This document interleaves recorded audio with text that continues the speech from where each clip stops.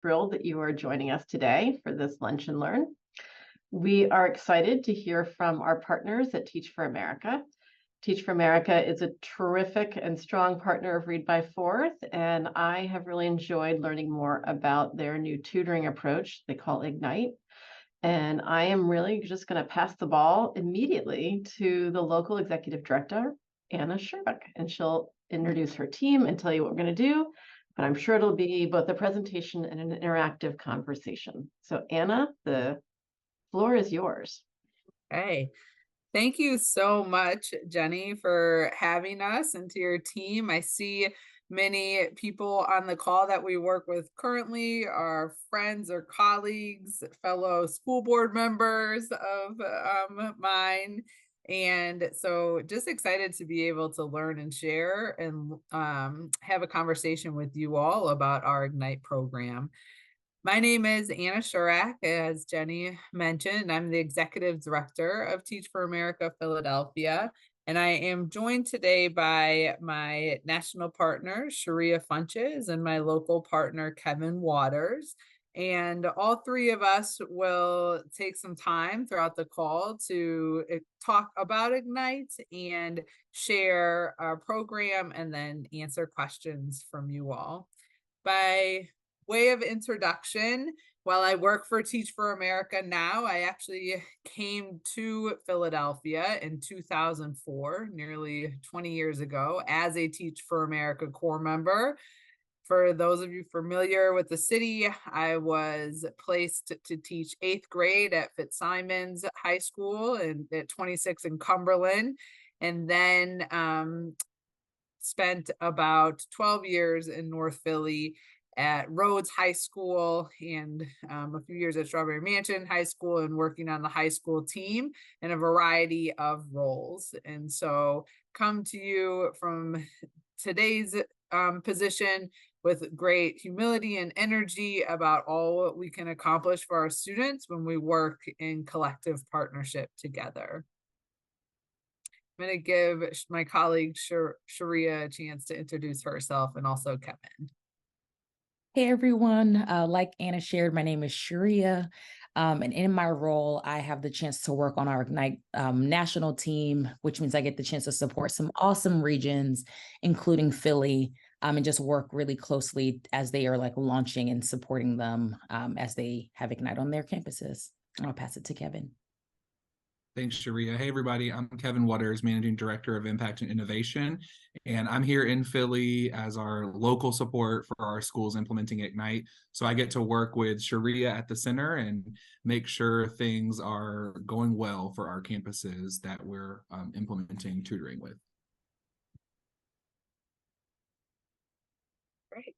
We will go ahead and dive in. And today we'll talk a little bit about what Teach for America's role in tutoring and a brief history, and share our results, teacher pipeline work, and then our goals and next steps, and save time for questions and answers from you all. So for those of you who may not be as familiar with Teach for America, our main inputs really we're traditionally known for our core member program, where we recruit exceptionally talented young people and career changers who are equity oriented to join Teach for America and serve at least 2 years in underserved public schools and become lifelong advocates for educational equity. As a part of that program, we know that our core members then go on to serve as active alum. And what we do as an organization is really connect and support and develop our alumni in their careers in order to have impact with communities that need support the most, and work in coalition with others to ensure that all of our students have an opportunity for an excellent education. A newer addition to our programming is something called the Ignite Fellowship. And this was born out of the pandemic and some inputs. I'm not going to give it all away because Sharia is going to be going into those details, but wanted to preview for you all just how it came to start, that we took on this new line of work that really came from meeting the moment of how we need to serve students and work with our talent infrastructure to bring college students into classrooms virtually and serve a critical need for our young people and our schools by having tutoring led by undergraduate students. So our 3 streams of programming now really encompass these 3 avenues. Looking ahead, over the past few years, we've spent an extensive amount of time at Teach for America Philadelphia, really working to understand and define what role we play in the work of our city as a partner. And so as we think ahead to 2032, we are steadfast that twice as many children in Philadelphia City Council districts 3, 5, and 7 will be proficient in reading by the end of 3rd grade, indicating they are on a path to economic mobility and co-creating a future filled with possibility. Now, for additional context, City Council districts 3, 5, and 7 spans North Philadelphia end to end, with some of West Philadelphia in those areas as well. This is not to say that we don't work anywhere else in the city or support other leaders or programs anywhere else in the city. It is to say that we are strategically anchored in these 3 city council districts because the majority of our alum are already working here. The majority of our core members are placed here, and these city council districts in Philadelphia are the most economically disenfranchised and have much room for improvement when it comes to 3rd grade reading, while also having many students, a majority of students, serving and going to school in these areas. And so as we think about how we move our work forward and work in coalition, we're double down on focusing our resources and efforts in this way and towards reading as a proxy indicator for success. So as we think about our Ignite Fellowship and the purpose of our time together today, I'm really excited because not only does it build on the great work that we're doing, but it is really responsive to the current data around what is most impactful for changing student outcomes. And so our Ignite Fellows partner with our schools and veteran educators to provide learning for our students. We're not coming with a scripted program or coming to our school saying what we think will work best. We pride ourselves on the individualized approach with each individual school, so we know that how our fellows are working with our partner schools is most impactful to them. And as a former principal, this is a piece of it that resonates with me the most, because sometimes the most challenging piece of bringing a new program in is syncing up what the program was using versus the objectives and learning goals that individual teachers had, et cetera. And so the foundational to our approach is working together and focusing on what the school already has in place for best practice for their students, so that we're enhancing that versus just adding on something else. We have a school-based trainer plus 8 to 12 fellows for each cohort of the Ignite program. And then we have 1 virtual fellow working with 2 to 3 students a piece, so impacting upwards of 30 students per class that we are able to prioritize for 3 hours a week for up to 10 weeks, to 10 to 12 weeks, depending on the semester. Because we do this based on college students' schedules in order to be most responsive to our students, we have new groups of fellows that join each fall and spring semester. And ideally, we prioritize doing the program during school hours. But in some cases, we are piloting working with one of our partners in an after-school program to meet their need. I wanted to bring you in a little bit more to see us in action. You know, in my ideal world, we'd all be able to go for a school visit, and happy to do that with anyone on this call post today. But what you'll see here is we have our students actually working with their tutors. In a quick snapshot, the top left shows one of our KIPP students working with their fellow to correct the word they've written on the board, to illustrate those writing at least one syllable word. And in the bottom left, we have one of our Mastery Smedley students leveraging their marker board to illustrate a spelling skill their fellow is working on. I think you can see on the bottom right there, another Smedley student is working with their student one-on-one to write out a word and then sound it out using the newly mastered skills.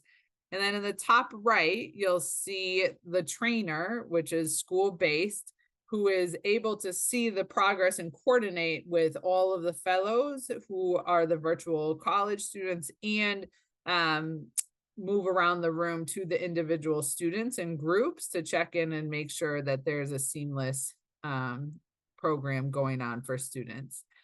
I'll give everyone a second just to read the quote here from Principal Sean Tucker at KWPA, PEA, who shares his experience with the program.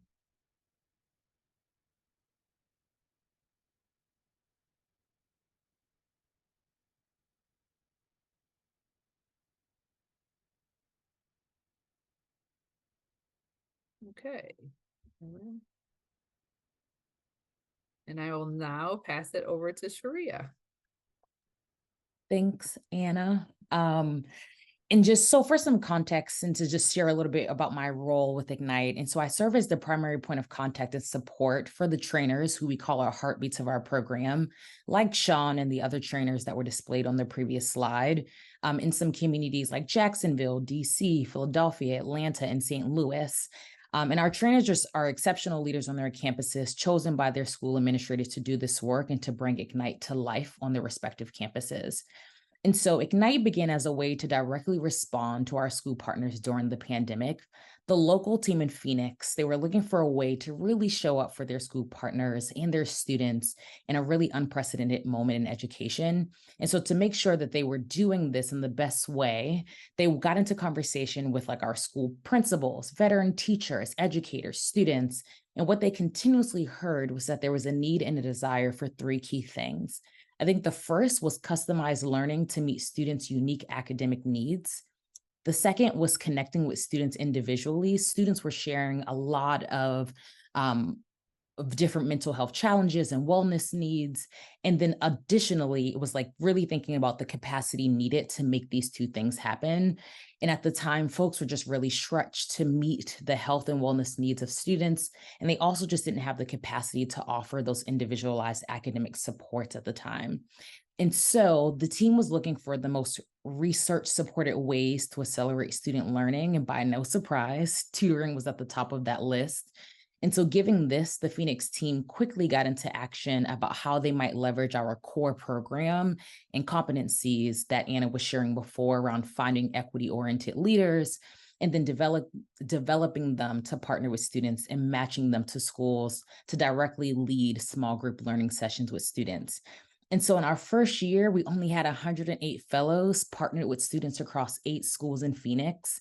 And so while Ignite was born from this like virtual learning context during the pandemic, we quickly saw a demand from our communities to partner across the country. And so given this, the National Ignite team was launched, which is the team that I sit on currently. And so if you look at this graph here, it's a scale of our growth over the last 4 years, measured by the number of tutoring placements we have, and we're rapidly growing. In school year 21, we had 108 fellow placements. By school year 2022, we grew to 728 fellow placements.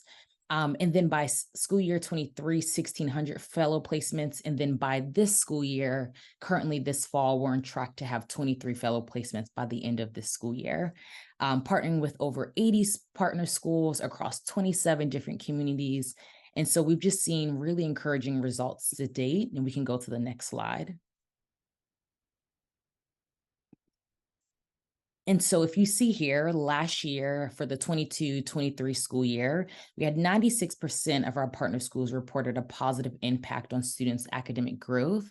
97% of partner schools reported a positive impact on students' engagement in school overall, with about 90% of students participating in Ignite reporting that they had a positive experience with their Ignite, or with Ignite, more specifically, their tutor.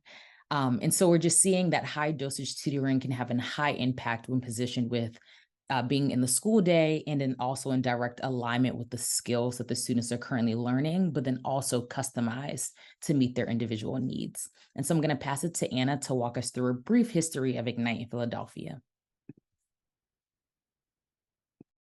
Thanks, Sharia. So as Sharia just outlined where we've been nationally, wanted to bring you into our local context. So last year, we launched Ignite with one of our mastery partners.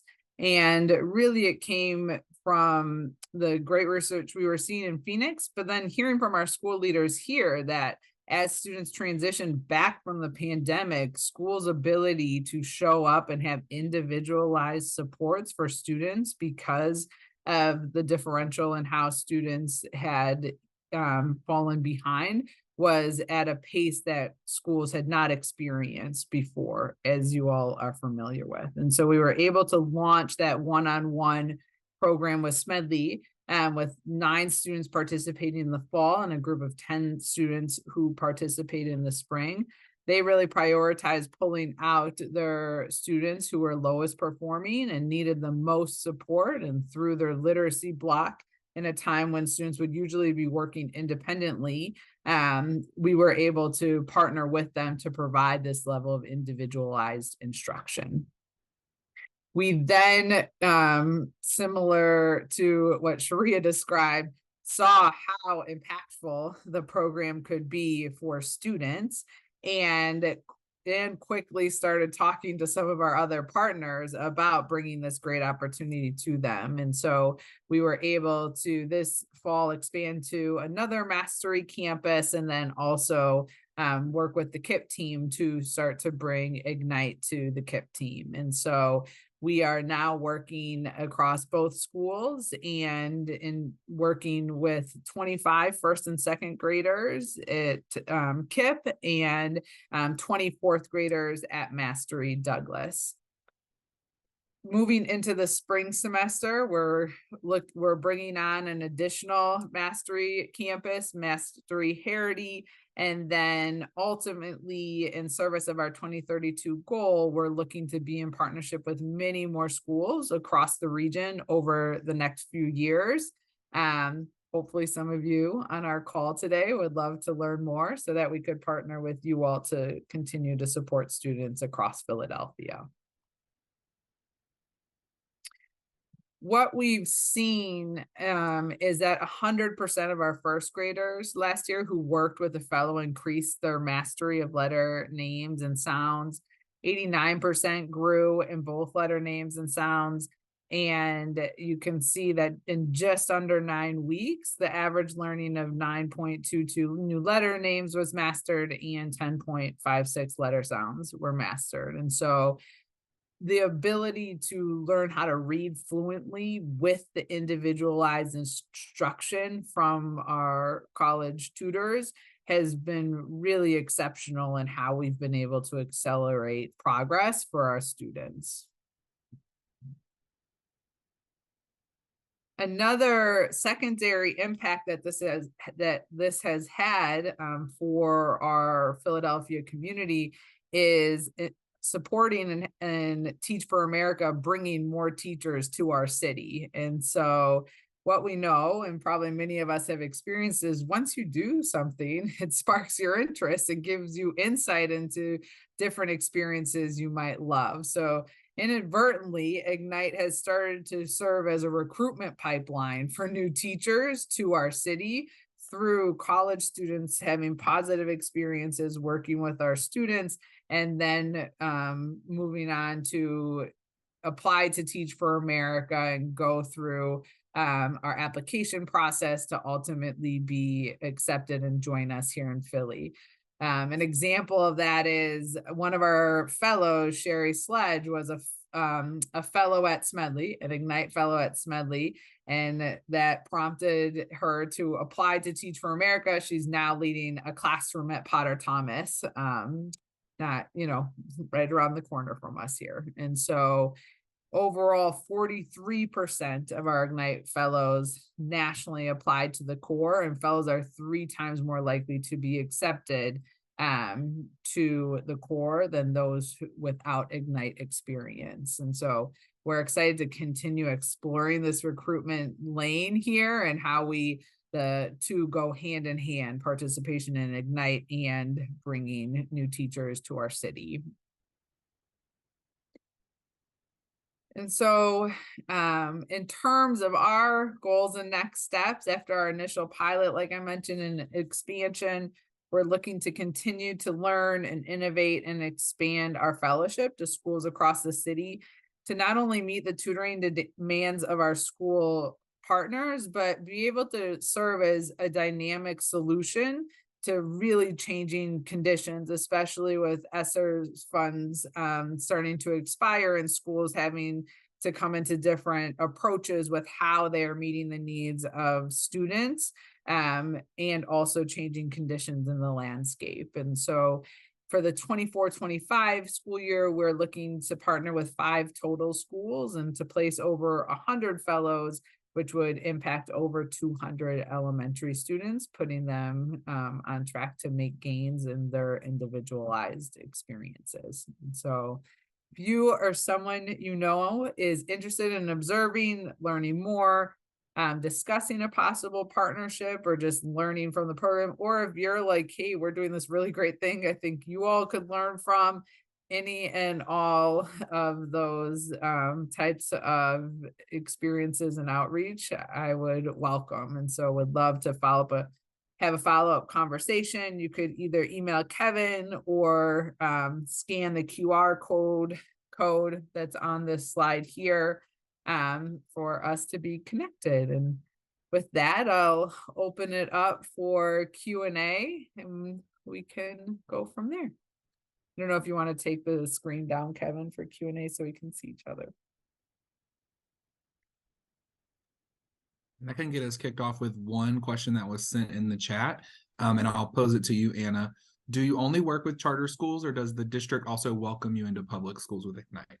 Yes, so that's a great question. The barrier to working in the district with Ignite that we're still trying to navigate is clearances. And so we had an initial partnership to bring Ignite to the district last year with 2 of our partner schools in the district, and ultimately the timing of clearances became challenging. So if anyone on this call might have some experience or ideas about navigating that, would love to be in connection. We would be open to working with Catholic schools, and I see that question as a follow-up, Maria, here, and talking more about what that could look like. So please do reach out.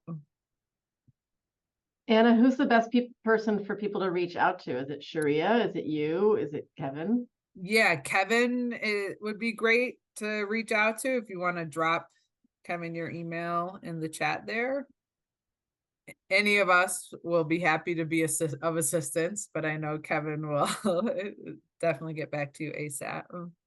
What other questions, or even food for, things for us to think about, things that you might be skeptical about, anything? We can just have an open conversation also in discussion. As we're waiting for people to kind of form their questions, could you say a little bit more about how you identify the undergraduate fellows and what you're looking for there? Yeah. Kevin, do you want to jump in? I know you've participated with selection extensively. Yeah, I'm excited to have next week more applications to review, as our college students have just gone through another application deadline to tell us that they're interested in the tutoring just based off what they've read so far. So Ignite selection process is really looking for a couple key elements. Number one, do you have the will to work virtually in your schedule during the day to work with a small group of students? after you sort of have identified, like, I think I want to do this, we are selecting for your current leadership ability or skills on campus. Like, have you already had some experience working with other students? Do you have a key leadership experience that would allow for you to immediately get jump started in leading other students? So it's not exactly how we select for our core member program, but it is somewhat similar. We're looking for leadership potential, folks who have the motivation to go through our training. So for example, after a fellow is selected, we don't just partner them with the school and let the school take it from there. They go through an entire week of what I would say is pretty intensive training about, I call it Science of Reading 101. I'm not sure that's like the scientific term for it, but they're going through how to teach phonics instruction if they're partnered with a K-4 school for tutoring. If they're partnered with 5 through 8, they're going through numeracy, number lines, graphing, and skills on how to do those things virtually in conjunction with the leadership that they've already brought from their college campuses. So we're selecting for leadership ability and the prior experience that they've already exhibited to us. And then the second factor there is some knowledge of our working theory of action, our mission, partnering with the schools that we partner with around in low-income communities, as well as believing in a limitless potential of a student. So we select for that mindset that a fellow is going to believe that no matter what, a student can achieve what they set out to achieve with their fellow. Sharia, anything I missed that you would add there around the selection model? Yeah, no, I think you summed it up perfectly, Kevin. So I'm so happy to always get the chance to work alongside you. I think that last piece that you named, really just thinking about those equity driven leaders across some of our campuses that are committed to working with our communities each and every day. And so that's the only thing that I would add there.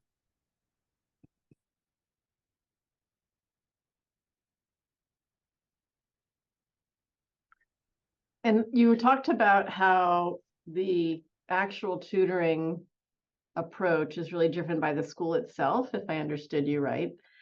Are you doing anything with the fellows to have them share their experiences across schools or to gather some common learnings? You know, what are you doing in that realm? Yeah, I can say this is one of the most exciting parts of my job. So I get to work with our trainers here in Philadelphia to say, what are you seeing? What's going well? Here's what I saw at the other campus yesterday, or here's what I observed when I came in virtually today. So that sort of hits like the batch feedback or some of the best practices that we see from school to school around how tutors could be more impactful with their student or how they're really excelling. And then I'll say that I get to partner with Sharia on what we're seeing, not just in Philadelphia, but across the country. What are the best fellows doing? How are they doing it? And where are they getting the materials to be so successful?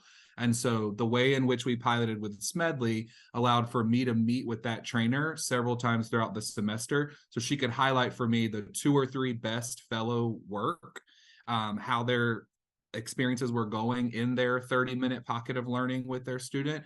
And then we sort of just start to cull together a list of, so when you're onboarding your fellows to your school, this is the recommendation that I would share to you as the trainer to share with those fellows. Make sure you're in a stable place. Make sure you have great internet. All of those things around technology. But then as it relates to the curriculum, the trainer steps in and says, this is how we teach phonics at KIPP West Philly, or this is what we're going to use in terms of a double dose of iReady at Mastery Douglas to make sure that you're pulling out critical thinking and main idea when you read this passage. And I would just, I would jump in and offer too, the partnerships that we found that are strongest are also when the trainers have a level of context to be able to give real-time feedback to our fellows about improving their own practice. So, you know, watching Hannah in action or watching Sean as the principal in action, be able to give tips and tricks either in the moment or in the huddle before tutoring starts, as all of us, I'm sure, can imagine, makes a world of difference in the efficacy of the experience, not only for students, but also in what our fellows get out of the experience for themselves professionally. And I can also share, No, go ahead. I was going to go to Clinton. Go ahead, Sharia. Just in case it may also be a little bit helpful, we do ask fellows to submit a survey that they take like once or twice a semester. We actually have focus groups that are happening. I'm launching a focus group tonight to get to hear some more about like the experience from our fellows in the regions that I support, and that's happening across like our entire team. And I think back to the point that Anna was making too around like the development of our fellows, like our trainers are asked to observe our fellows, our team observes our fellows to like codify and determine like where some of our which like curriculums are really strong virtually, how are our fellows like executing curriculum, who are some of our trainers that are really giving some really solid feedback. And so a lot of that is happening throughout each semester. And I think what makes it really unique is that we have the chance after 11 weeks to like really dig into the data and then make changes as early as the next semester. One last question for clarity, and then it is definitely Clinton's turn. The trainer, is that a Teach for America employee, or is that provided by the school building? That is provided by the school building. Typically, sometimes they are alums, but not at all the time. Like in Philly, one of our trainers is an alum, one of our trainers is not. So it's really just like thinking about their alignment with the program and like them wanting to just see it successful on their campus. Clinton. Kevin, I actually asked Kevin the question, and he's going to look it up for me. It was just a statistics question.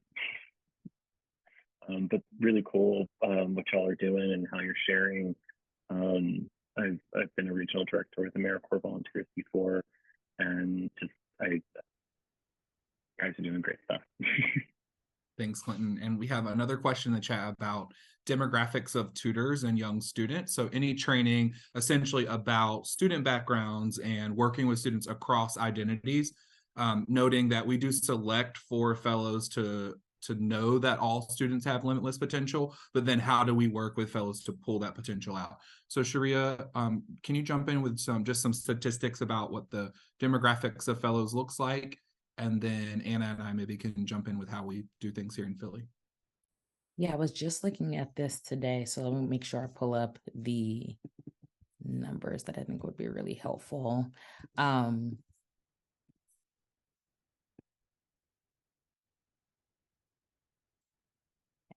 So about 57% of our fellow cohorts identify as Black, Indigenous, or people of color.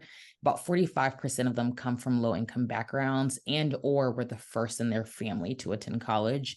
And so when we're thinking about the fellow applicant, really trying to think about them holistically, their entire experience. And so having that show up in their experience when they work with students as well. And Kevin, I might have missed the second question trying to think about the numbers. You got it. I'm sorry. I was posing a lot at you at once. So you got the demographics. And then I would just add to that, as I mentioned earlier during the selection process, we are trying to find college students who believe in the unlimited but untapped sometimes potential of our students. And so as noted here, if there's a very diverse group of fellows working with a very diverse group of students across the country, how are we then training them to ensure that they are able to work with students across lines of difference or to bring that potential out? Part of their training, after they're selected, of course, we're selecting for knowledge of our mission and ensuring that they do have some experience in low-income background or the ability to understand systemic racism, the educational system right now. And so that is part of their training and their ongoing development to start with before they even get matched to their school. And then their trainer also does that through what Anna described a little bit earlier. So I've observed a trainer have a conversation with multiple fellows about, this is what this student learns best. Here's what you did. I would pivot by doing this thing differently in tomorrow's session. And before they are matched with their student, they go through what we call a school orientation and overview and a practice tutoring session. Both of those are chances for the trainer on campus to model for all of the fellows who will work with their campus how they will need to use the curriculum and how to connect with those students, as well as a chance for them to explain, this is what we are aiming for at KIPP West Philadelphia right now. At Baby West, we're focusing on literacy. We want you to focus on phonics instruction. And then what he did is walk them through their school goals and how their teachers work with their students around their mission as employees, the way in which they have relationships with students. And he expects that of them virtually as well. for those fellows. So those are just a couple of the ways that we're trying to work across those lines of difference, ensure knowledge of the education system and systemic racism, and then give them, the fellows, that ongoing feedback, because they're college students still learning as they go a little bit as well. Anna, anything you would add there? No, I think both of you all did a great job. Other questions or reflections? Yeah, I'm curious, instead of just questions, what people, I'm going to build on that reflections idea. Yes, reactions. Do it. What stands out about this model? What makes you excited about it for Philadelphia? What would you hope to learn from it so that we can do follow-up?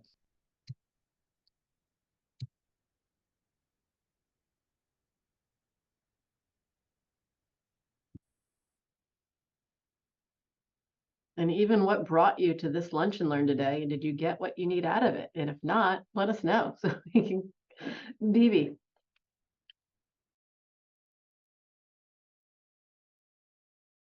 Sorry, I had to unmute. Well, what excites me about it is I see it as a win-win. I mean, I see it as a win for the students, for the fellows, and for the schools. I mean, I think it's a great example of something that, you know, a gift from the pandemic. it's you know, it's a model that was you know, launched quickly, and you guys are, you know, it's taken off, and I think it's wonderful. Thank you. Thanks so much, Bibi.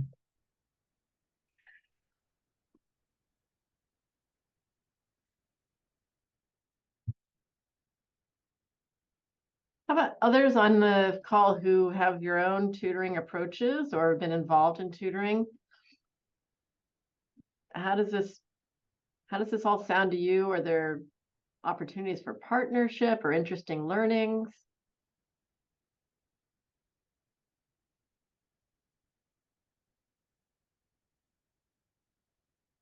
Kimberly, I knew that you had a question, so that's why I'm glad to see your hand up now finally. Well, you know, I have several questions. I am curious as to what phonics curriculum are the fellows trained in? I'm also curious, do you have disaggregated data around the demographics? I think your colleague said 57% Black, Indigenous, people of color. That's a lot. Do we have, like, especially we're talking about Philadelphia, which is a largely African American community? How does that break down? I'd like to know the particulars on that. And how are fellows compensated? I can speak to the first question as far as the phonics curriculum. And what I'll say, Kimberly, is that it is dependent upon the context of the school. And so the phonics curriculum that Mastery Smedley used is the curriculum that their kindergarten and first graders are using during the regular school day. And then the fellows were using that alongside the trainer who developed that curriculum for their school at Mastery Smedley. That's different at Mastery Douglas and Kit because they use different phonics curriculums. And so the answer for each school would just be dependent upon what they use. And so our model relies upon the curriculum that the school is already using. And so it's the curriculum that the student gets their first at-bat with during the traditional school day. And then during their tutoring, they get an additional at-bat. For 2 of the 3 schools, that's foundations. And so they're getting an extra dose of their foundations work after they leave from their class and go into their tutor. And then as far as the demographics, I can pretty quickly find for you like what our demographics are at our 2 schools in Philly. I think that's what you're asking, but jump in if I misinterpret it. Oh, you interpreted correctly. Thank you. Was there a third question too, Kimberly, or we hit them all? No, the third one was, how are the fellows compensated? Oh, right. So the fellows are paid by Teach for America. The trainer is also paid by Teach for America. And so part of the reason they are applying is for the experience and additional source of income. Terrific. Thank you.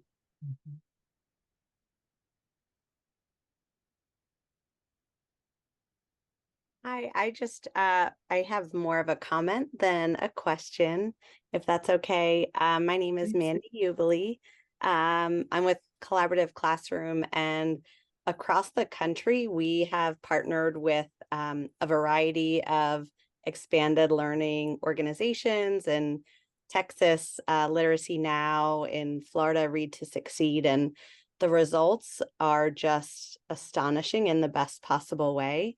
So I'm just so thankful for Teach for America, for Read by Fourth, to really just to be bringing this to the children of Philadelphia, and also to the soon to be educators, right? To really make sure that they're grounded in their understanding of what structured literacy instruction should look like, what it should, what the results should show.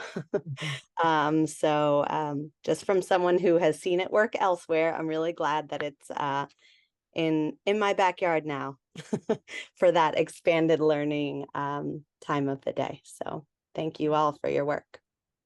Thanks, Mandy, and we'd love to connect with you post this call too, to see if there's things we can learn from you. I know there are things we can learn from you about how we think about the work. And to your point, last week I was at a recruitment dinner with students from University of Pennsylvania and Drexel and a few from Maryland that had joined us. And it was so inspiring to see and hear and learn from the energy of freshmen and sophomores in college who were getting to tutor students in our city and had changed their whole outlook and mindset about what they were going to do next in their own pathways in university as a result of being inspired by students. And so I know that that's a secondary positive impact of the program, but it was really powerful to see in action, hearing from their firsthand accounts. Yeah, I know you aren't talking about these outcomes, but when I listen to you talk about Ignite, and as I've heard about other newer tutoring approaches, there does seem to be this new opportunity for parallel outcomes, right? There's the outcome on the student being tutored, but there's the outcome on the pipeline of teachers as well, not just in increasing the potential number in that pipeline, but in grounding them in the science of reading prior to their teacher preparation program, which the CUNY model of tutoring is finding a lot of positive outcomes in that approach as well.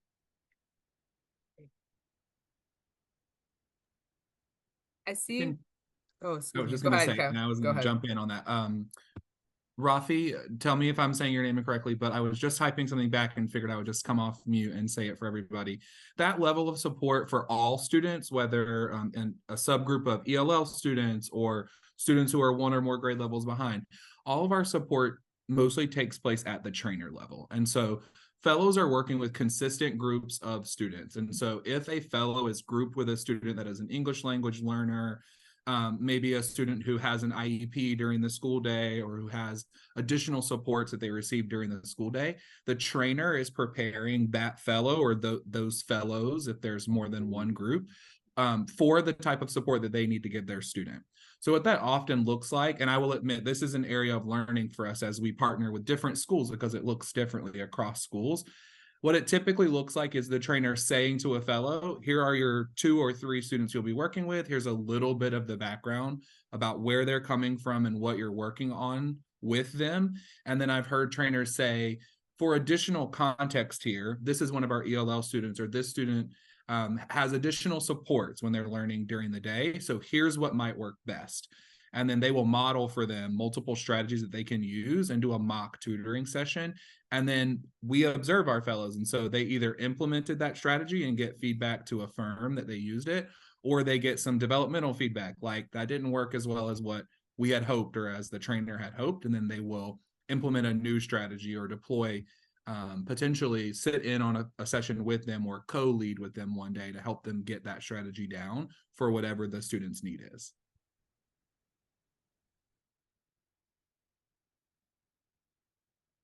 What do you all think your capacity is for growth in Philadelphia next year in terms of how many new schools might you be looking for? Jenny, now you've known me long enough. If there are people that want to partner, I will find ways to make sure that Teach for America can meet the moment. Jokes aside, we are looking to bring on really as many partners as we can make it work with integrity and efficacy. And so the pieces that we really think about in that are our ability to have a trainer who can dedicate the time and effort to work with the students, have it work in the schedule. So even there was one school we were looking to partner with earlier, they could make 40 minutes work, but it would have to be like every other day. And just when it came down to having the consistency that research really supports for it being impactful, that wasn't going to work. So really having a schedule that works. And then in the financial model, while we do support on our end through our fundraising and different areas of financial support, schools are asked to make a contribution, and so want to be transparent about that, and that's a piece that we have to work out as we continue to grow. Yep. But anyone that is interested in having a conversation, we're starting to plan now for next fall, so would love to be in touch. And those of you that put that you are willing to help with school district clearances, you will be hearing from us ASAP also.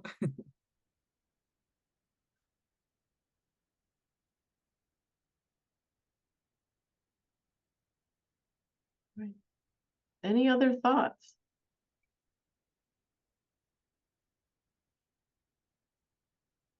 Well, I love hearing about this because anybody who's been around Read by Fourth for a while knows that one of our big ideas, our big strategies is to expand access to high dosage tutoring in Philadelphia for students in any way that we can. So I'm appreciative of all of you on the call who are already doing that. I don't want the fact that we're focusing on Ignite today to overshadow the long-standing work that's been happening in this community and in that vein. So thank you to all of you. The need is great, as Jen Diana can attribute. So we need more of you doing more of this, and we need to continue to learn from each other.